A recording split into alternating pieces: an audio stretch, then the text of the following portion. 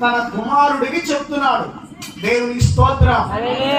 కుమారుడికి చెప్తున్నాడు, ఏం తేడా లేదయ్యా, లోకులందరూ వెళ్ళే మార్గము నేను కూడా వెళుతున్నాను. తర్వాత ఏమంటాడు,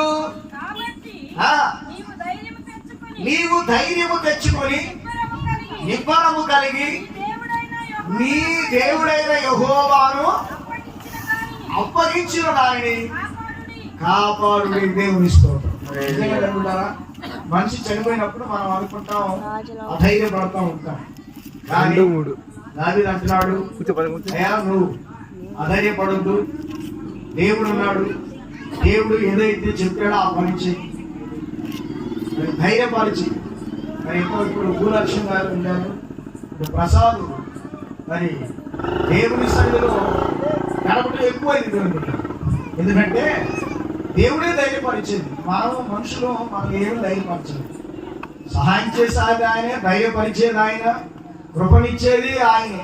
అందుకంటున్నాడు, అధైర్యపడవద్దు కుమారుడా, కాబట్టి దేవుడు ఏదైతే నీకు అప్పగిచ్చాడో ఆ పనిని మాత్రం నువ్వు చెయ్యయ్యా. నేను స్తోత్రం.